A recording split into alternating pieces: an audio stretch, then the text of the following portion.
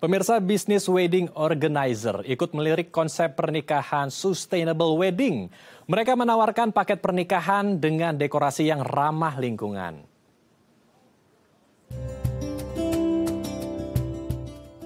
Industri bisnis pesta pernikahan sepertinya tak pernah padam. Berbagai jasa wedding organizer menawarkan berbagai konsep pernikahan yang menarik, unik, dan glamor demi mewujudkan impian pernikahan yang sakral dan tidak terlupakan. Meski harus merogoh kocek ratusan hingga miliaran rupiah. Namun tidak semua pasangan pengantin tertarik untuk memilih gaya pernikahan resepsi yang umum di masyarakat. Karena berkat tumbuhnya kesadaran, pengantin yang sadar akan kritisnya masalah limbah makanan, limbah plastik usai resepsi, mendorong munculnya gerakan baru untuk melangsungkan pesta pernikahan dengan konsep eco-friendly wedding atau sustainable wedding. Pilihan gaya pernikahan ini ikut disambut baik oleh para wedding organizer yang juga peduli terhadap lingkungan dari penyelenggaraan acara resepsi. Savitri Wedding misalnya, WO ini ikut menawarkan paket pernikahan eco-friendly wedding atau sustainable wedding tanpa menghilangkan unsur kesakralan dan stylish. WO ini menyediakan jasa dekorasi, souvenir ramah lingkungan, serta paket pernikahan yang konsepnya mendukung gaya hidup hijau.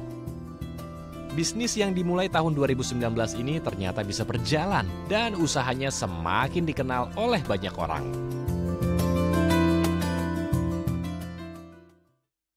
Ya, untuk membahasnya lebih lanjut kita telah bersama dengan Soraya Hapsari selaku wedding organizer dari Savitri Wedding. Kita langsung sapa narasumber kita.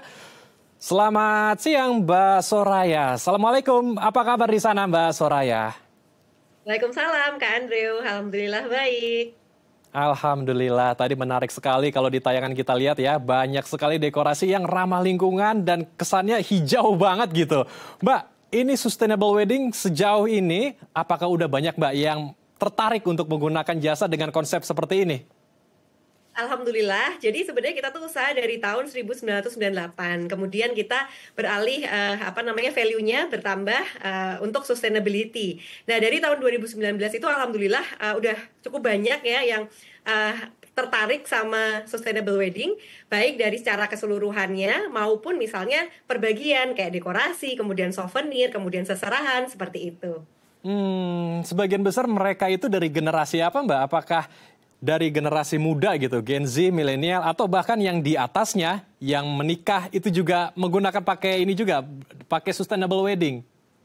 Oke, jadi kalau lebih banyak mereka tuh Gen Z sama milenial ya, karena mereka tuh udah sekarang lebih melek gitu tentang sustainability. Kalau orang tuanya biasanya nanti akan ngikut gitu kan sama anaknya. Yang penting tetap cantik, tetap rapi acaranya, tapi konsepnya mau seperti apa itu terserah anaknya, seperti itu. Oke. Ini A sampai Z-nya apakah menggunakan konsep sustainable wedding mulai dari busana, makanan, perlengkapan makanan, souvenirnya, atau ada hal-hal tertentu saja, Mbak?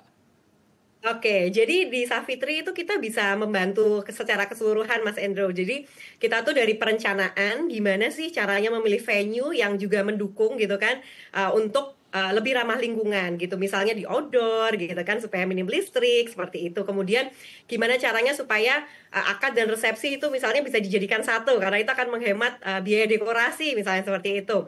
Nah, nggak cuman itu, kita juga akan membantu dari pernak-perniknya, misalnya souvenirnya dibuat dari bahan daur ulang plastik, kemudian packagingnya itu juga dari yang bisa dipakai lagi, yang bahannya natural seperti itu. Kemudian barang-barang seperti seserahan, kotak seserahan, kemudian hadiah-hadiah itu kotaknya bisa sewa. Kemudian kata Kak Andrew tadi juga baju kita sarankan juga yang bisa dipakai lagi sama orang lain, misalnya itu bisa sewa seperti itu Kak Andrew. Jadi sebenarnya hampir semua itu kita bisa upayakan untuk lebih ramah lingkungan.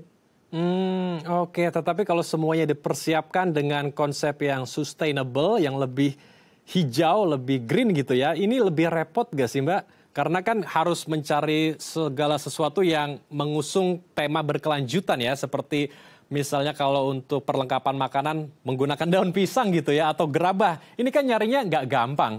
Dan apakah ini justru juga akan membuat kru dari WO dan juga orang-orang yang terlibat dalam pernikahan akan jauh lebih ekstra effort lagi? Atau sebetulnya kebalikannya, jadi lebih simpel? Ya, jadi mungkin untuk awalnya ya Kak Andrew untuk meriset gitu kan, gimana sih caranya supaya bunga itu nggak pakai floral foam yang dia tuh langsung cuman sekali pakai ya Kak Andrew untuk nancepin bunga itu. Nah, itu juga perlu riset sebenarnya karena sebenarnya biar bunganya awet, biar bunganya bagus itu pakai apa sih? Akhirnya kita menemukan oh ternyata ada kawat ayam yang bisa dipakai lagi. Terus kemudian barang-barang yang kayak alat makan yang bisa dipakai lagi itu kan lebih simpel memang pakai AMDK gitu kan daripada pakai gelas yang harus dicuci segala macam kayak gitu. Tapi kembali lagi kita tuh mikirnya simple dan repot itu untuk jangka pendek atau jangka panjang. Kalau dalam jangka pendek mungkin emang kita kelihatan repot kalau kita menerapkan sustainability. Tapi kalau misalnya nanti di jangka panjang nih Kak Andrew, nanti sampahnya banyak nggak diolah. Terus habis itu banjir gitu kan, kita juga yang akan repot gitu kan. Jadi sebenarnya ketika di awal riset mungkin agak berat, tapi ketika udah bisa tahu, oh vendor ini bisa menyediakan alat makan guna ulang. Oh vendor ini bisa nih kita ajak kerjasama nih untuk floristnya untuk nggak pakai floral foam. Oh vendor ini nih yang bisa produksi souvenir yang nantinya dari bahan daur ulang. Terus juga kita udah menemukan juga partner-partner untuk mengelola sisa konsumsi ya setelah acara pernikahan. Nah itu alhamdulillah sekarang udah lebih simpel karena kita udah mulai terbiasa. Seperti itu. Oke, luar biasa. Jadi tergantung ke mindset lagi ya, dan goals besarnya apa dalam pernikahan ini. Dari sanalah baru kita bisa menentukan konsepnya seperti apa. Oke, kalau kita melihat perkembangan dari sustainable wedding sendiri, ini kan sebetulnya sudah lama ada ya, bahkan di Bali sudah sejak dulu ada. Mereka sangat ramah lingkungan sekali kalau mengusung tema-tema pernikahan di sana. Kalau menurut Mbak Soraya sendiri, sejauh ini seperti apa perkembangan sustainable wedding kita? Ya, waktu di 2019 isu sustainability atau zero waste itu masih belum terlalu hits gitu ya Kak Andre untuk dibicarakan gitu. Tapi alhamdulillah sekarang itu semakin meluas. Apalagi kalau kami kan di Jogja ya. Jogja itu darurat sampah gitu. Jadi mereka tuh udah mulai mikir, semua orang tuh udah mulai ngomongin sampah gitu. Jadi gimana nih caranya supaya sampahnya itu diambil nih sama tukang sampah. Kalau di Jogja nih kadang suka dulu ya itu tuh nggak diambil gitu kan. Terus akhirnya mulai muncul kesadaran gimana caranya memilah, gimana caranya mengolah seperti itu. Jadi sebenarnya di balik bencana tentang sampah itu sebenarnya kita tuh juga ada hikmahnya, yaitu kita tuh semakin belajar, semakin edukasinya tuh semakin marak terkait ramah lingkungan, atau kita mulai mengurangi barang-barang yang sekali pakai apalagi plastik. Seperti itu Kak Andrew. Oke. Ini jugakah yang akhirnya mendorong Mbak Soraya dan teman-teman dari wedding organizer ini untuk membuat sebuah jasa wedding ini sehingga ya bisa menularkan juga ke masyarakat luas buat para pengantin-pengantin baru kita agar mereka hidup betul-betul penuh dengan kesadaran dan hidup ramah lingkungan?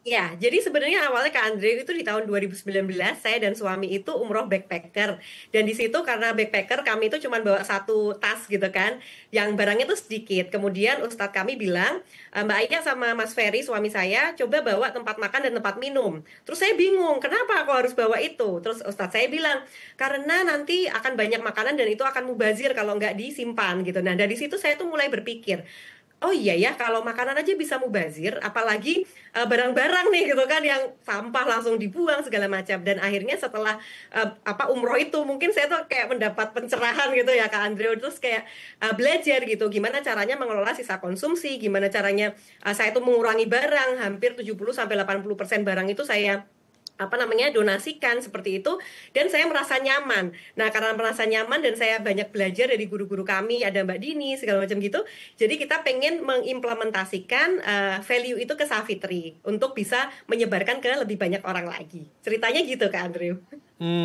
Oke, luar biasa. Boleh di-spill sedikit Mbak? Mungkin buat referensi juga ya bagi para pemirsa yang ingin melakukan pernikahan yang lagi bingung konsepnya mau seperti apa. Ini start from berapa Mbak? Dan apa saja yang sebetulnya ditawarkan dalam konsep sustainable wedding ini agar ya para pengantin kita bisa lebih sadar lagi supaya hidup lebih ramah dengan lingkungan?